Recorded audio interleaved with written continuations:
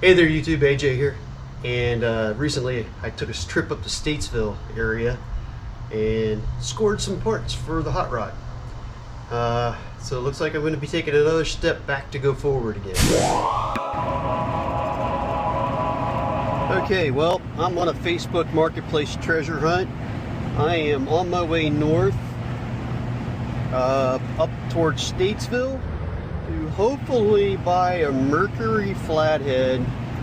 Supposed to have the block crank, all internals, and we'll see when we get there. A lot of times these things don't pan out, but I've been searching for a Merc crank for a while, so let's see what we get.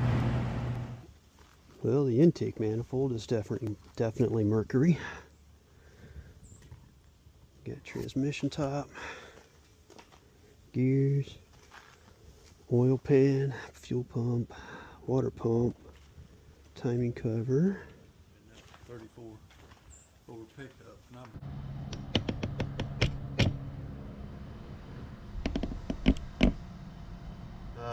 So it looks like I'm going to be taking another step back to go forward again.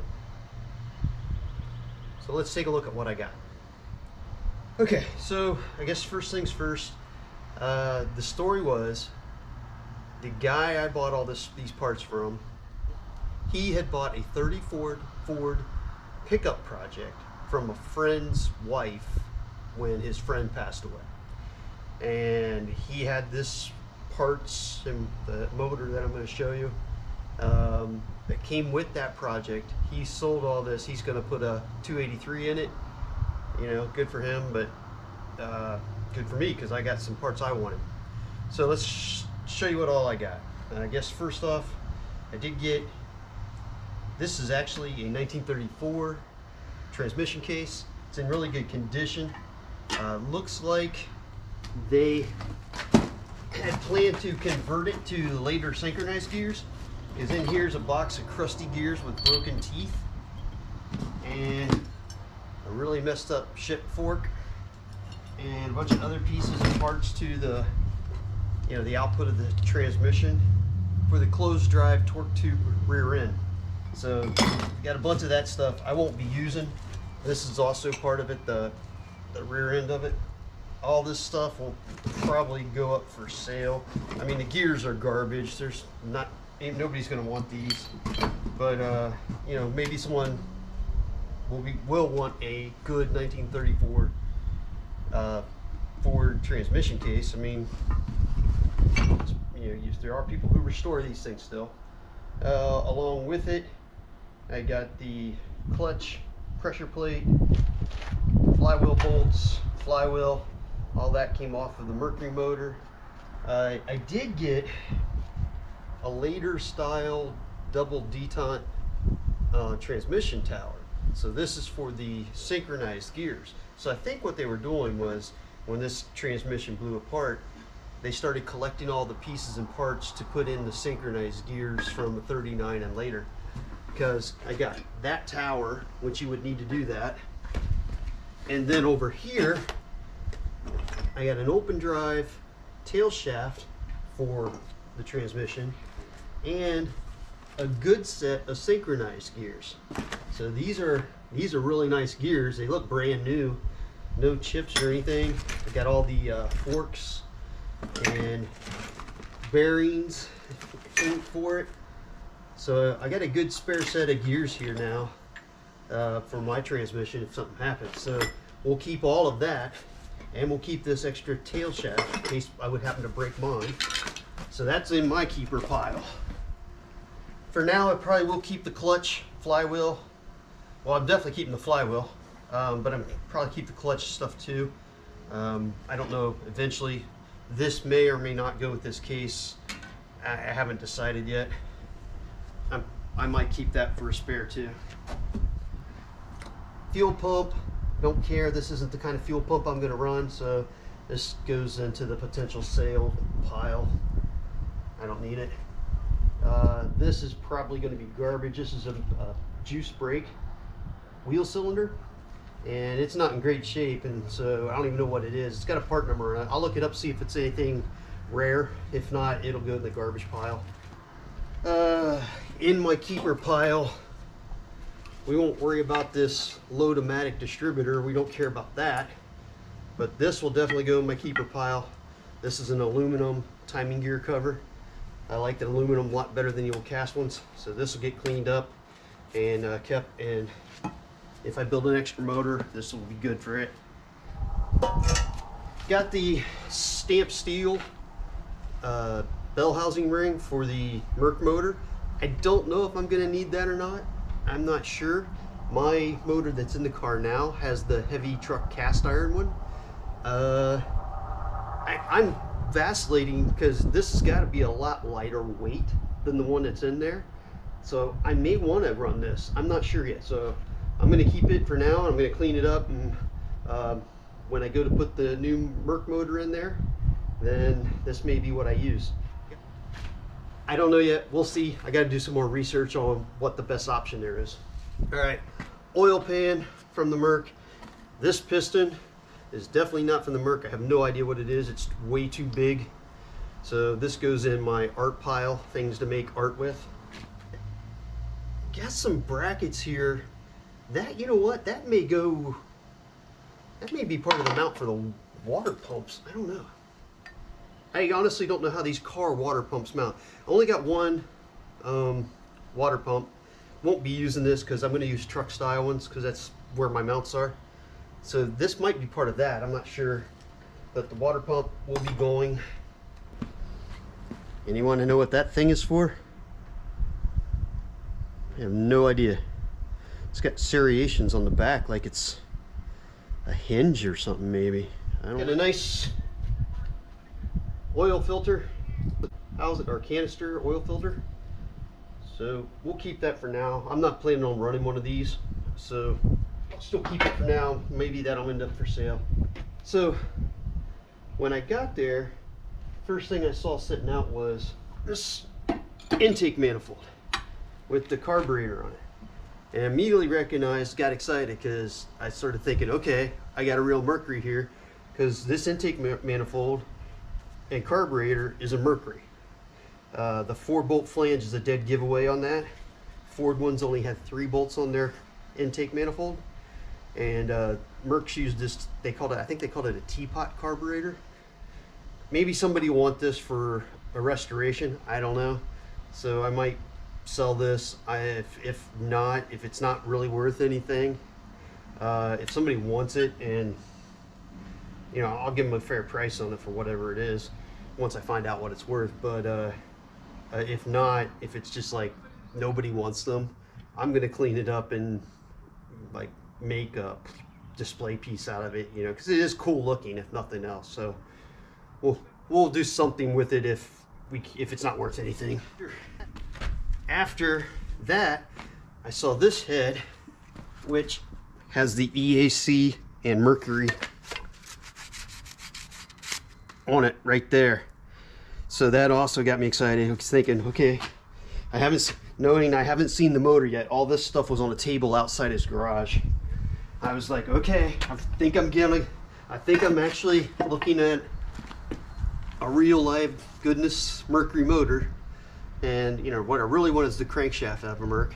I almost bought a couple of used cranks, but they were going to need turned and, you know, cleaned up before they could be used. And I paid less for all of this than that one crank I almost bought before. So I'm glad I didn't buy it. Anyway, then I got to looking, and I was pretty sure after looking at the motor that it was a Mercury crank in it. And then so I made my deal with the guy, gave him the money, started loading. And when I went to load the heads, underneath this Mercury head was this head, which is a Ford 8BA head. That threw some worry into my views. Like, did I just buy another Ford crank? I was, you know, it's not uncommon for these heads to get, Mercury heads to get put on a Ford and vice versa in the old days. So I started getting worried again. But there was one piece in this puzzle that came with all these parts, and I thought, even if it is a Ford crank, I'll be able to make all my money back and still get some parts on this one part. So let's go look at that. In with this parts bonanza I got came this 3.2 Edelbrock intake manifold. It's in good shape. It's definitely usable, runnable. I'm going to probably clean this up and sell it. It is tempting to use it, but because of the generator I'm going to be using with the tack drive on it, I really can't have, I need this space here. So I am going to stick with my two barrel carb manifold, and because that way I've got it set up, it gives me space to run my generator still in front of the carbs in the center. That's another thing I like with this. You're going to have to run an offset generator, and I just like having that symmetrical, having it in the middle look too. So and I'm not willing to give that up, though this is pretty cool. It's not a super rare one. You can buy this model new, but it's like 500 bucks new, and so I should be able to get at least half that, maybe a little more, out of this on the used market. So I'm good with that. That sealed the deal for me. I was like, okay, I'm going to go ahead and buy this. Here we are to the main thing, the motor itself. Don't panic. That's not a catastrophic failure. However, this is the piston out of this engine, the number 6 cylinder. The guy I bought this from, for some reason, he decided to take a piston out and look at the bearings, even though he wasn't planning on using this motor, and he took it apart. I mean, obviously he was probably checking the health of it, I guess. I get that, but why? I don't know why he took this piston out. And then on top of that, he lost one of the bearings out of it, and the nuts and the keepers off of the conrod. So that is irritating. This piston's in really good shape, otherwise there's no reason to take it out. There is another piston I would have taken out before this one, but I'll show you why here in a minute. But yeah, I don't know why I chose this one randomly. All of the bearings and connecting rods down on the crank all feel tight, and they're not slapping around or loose or anything. So everything seems good down there. When I first got there, I did try to turn this motor, and it felt like it was seized. I thought it was stuck, but it didn't look bad. But I got it home, and it isn't stuck at all. I can turn it by hand. So, I mean, it's got good force against it. And I see some valves moving. And I've squirted WD-40 down into here, and it's not draining out through the thing. So I think the rings are even sealing on it, at least fairly well. So I honestly think this motor could have just been cleaned up and got to run. I mean, I've said that before, but I think this one actually had a pretty good chance. So here, let me flip this over, and we'll show you the real reason I bought this. Okay, so this big journal here, the heavy counterweight, or the big counterweight, when you measure across the flats, it is 6 1/8. Over here on this one, and you measure from across the flats, it is 5 3/8, I think. I can't really tell, I'm not looking at square. Basically, that right there tells you this is a Ford crank, that one's a Mercury crank. Now there's other things that you can look for on these. If you can see that, that says 1CM, and that's for the Canadian Merc crank. And then the clean out plugs here on the journals are bigger. They're like 5/8 diameter, and they thread in versus the like little more than 1/4 inch, I think, and they like press in on the Ford crank. So anyway, I do now have a Mercury crank and a Mercury motor.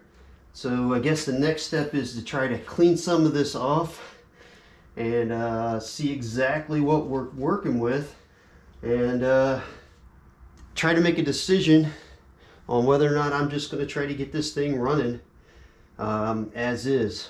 Polish up that one journal, put a get a new bearing, put this piston back in there, and maybe just start throwing it together and see if we can make it run like it is.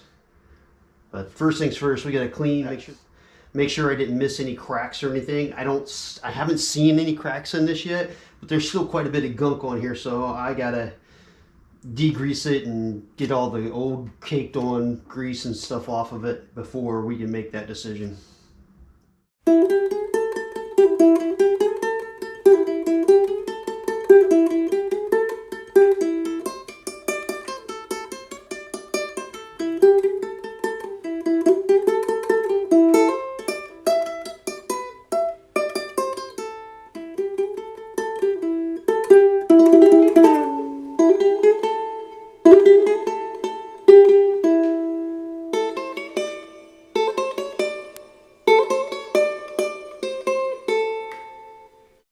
Now the purpose of this isn't to get this thing clean and ready to paint and all that. We're just trying to get to where we can see if there's any cracks along the rails right now. So far so good.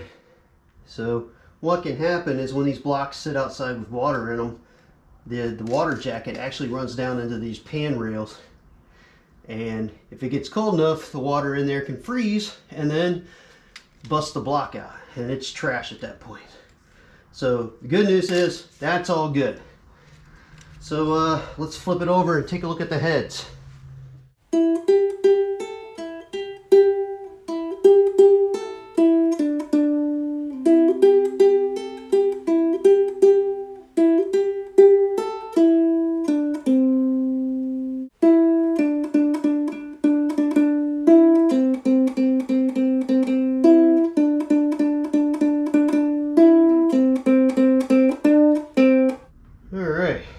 Looking at our deck, on this side at least, little tiny crack there.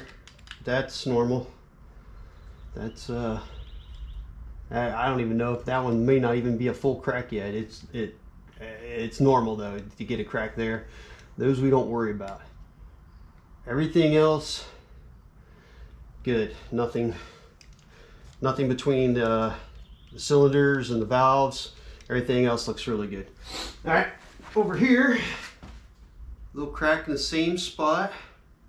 Another one up here, same thing. Those are no big deal. We're not going to get bent out of shape about those. Everything else looks good. Worst thing I've seen so far is this piston. So this is cylinder number 2. If you look real close down here, something got in there and did a little dance. Now the good news is the cylinder wall does not look messed up.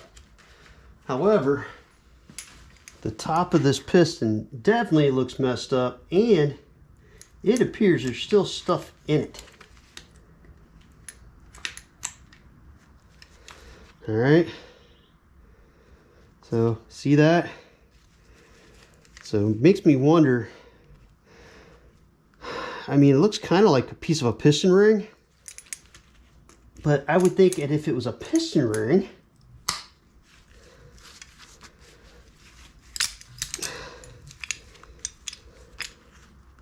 oh, I dropped it. Anyway, there's a smaller piece, and there's another one there I'm going to try to get out. But anyways, as I was saying, if it was a piston ring that broke, I would think that it would have messed up the cylinder wall more. But I don't see any markings on the cylinder walls. Oh, got it out, but it fell. I'm gonna take my surface conditioning tool and kind of buff the top of that piston.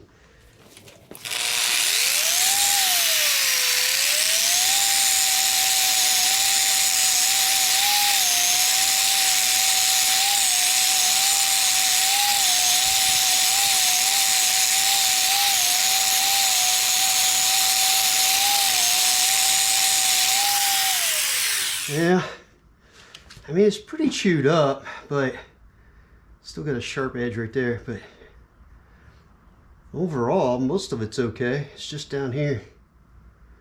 I mean, whatever it was, it punched a whole bunch of square, well, not square, a whole bunch of little rectangle marks in it. Okay, well, I think what I want to do I'm going to try to go one full rotation on this motor with the camera on each side and see what's happening with my valve. And then I think I'm also going to pause and hit the tops of all my pistons. Clean those up. Alright, we're gonna pause and cut piston.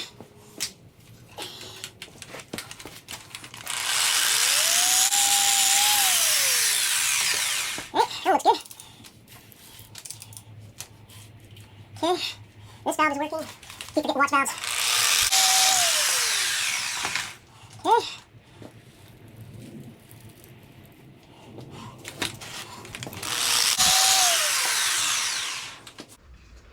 Now let's watch our valves and see what we got going on here.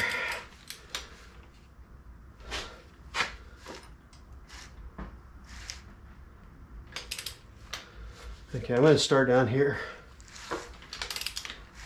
No valve movement. Oh, there's one. That was my intake. The exhaust open, okay. Next one, intake's working here. Exhaust is not. Okay, we'll have to, this one's not working. Okay, on to number 2 with the messed up piston. Intake, no, that's exhaust. My bad, this one's exhaust. This one's an intake, it's stuck there. Okay. Both of these are working. This one's working. That one's working. All right, this is our only stuck one right here. 4 intakes working.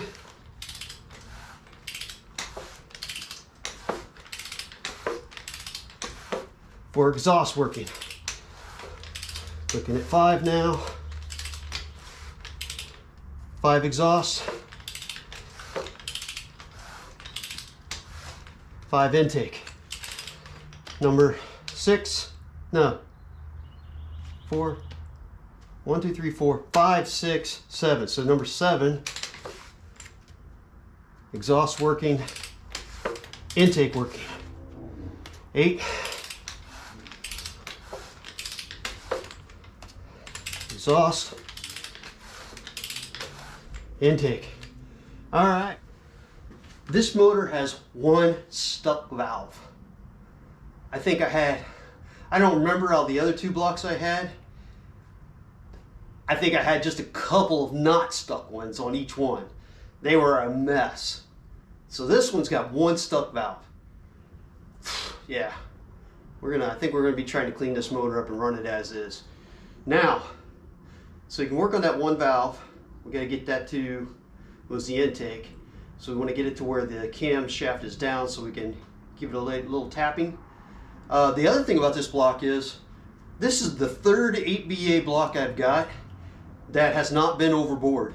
This is standard bore still. So that's crazy. Okay, so right now I've got the lifter shoved down, so I should be able to tap this in. Well, it went in easy enough. This is the one we're trying to get free. All the rest are working. There it comes up. Okay. Okay, the lifter's going down. So it's just hanging up in the guide. I mean, I would think if we could put some heat cycles through it, it would free itself up. Let me get it open. I'll spray some WD-40 down in there. Okay. Yeah, that's our intake.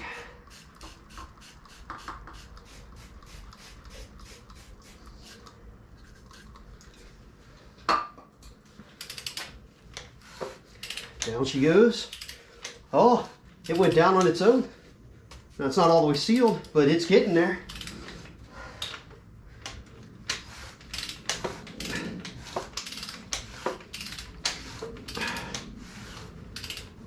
Look at that. It's working now. Okay. We now have completely free motor. Everything is turning. All the valve train is working. I think for now, because I got to start putting all this crap away and getting things back to for the normal work week here. But I'm pretty stoked so far. I seem to have a good block, good my cam, my crank, 4-inch crank, not bored out, other than that one piston being removed, which I still don't know why, but I'm going to clean that piston up and get me a bearing for it. And I think we're just going to try to throw this thing, make it a motor. I think we're going to start putting all my, clean this up, paint it, put all my parts over onto this one and put it in the car, because I think we're going to try to make this thing run. Now I am going to have to change my pulley here. This pulley won't work with my other stuff because I got truck water pumps, truck pulleys and stuff, so that's not a big deal. We'll change this pulley to that one when we get there.